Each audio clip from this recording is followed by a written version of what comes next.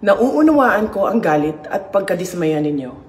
Nauunawaan ko ang galit ng taong bayan sapagkat sa nakalipas na ilang buwan, bago pa man sumabog ang issue sa flood control, madalas na akong nakikipag-usap at nakikinig sa mga hinaing ng ating mga kababayang overseas Filipinos ukol sa transparency, accountability, peace, at security. Nauunawaan ko ang galit ng taong bayan dahil nasaksihan ko mismo kung paano minanipula ng House of Representatives ang budget ng Department of Education. Sa halip na sundin ang listahan ng DepEd upang matugunan ang malalang kakulangan sa classrooms, misulang ginawang pork barrel ang pondong nakalaan para sa kabataang Pilipino at pinaghati-hatian ng mga kongresistang malapit sa mga makapangyarihan. Pinili kong huwag sumali sa panggagago sa taong bayan.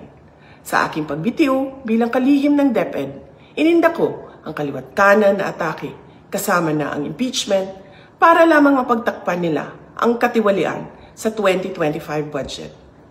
The President now faces a profound crisis of confidence, especially in the way these corruption investigations are being handled, which appear to lack both direction and resolve. We also seek clear answers on how a budget that deprived Filipinos of billions and billions of pesos was approved under his watch. Kaisa ako ng milyong-milyong Pilipinong nadismaya at nandidiri sa pamahalaang lulong sa insekuridad at walang kabusugang kasakiman.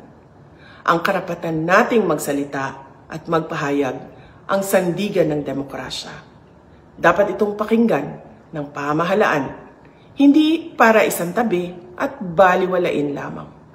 We Filipinos deserve better. Shukran.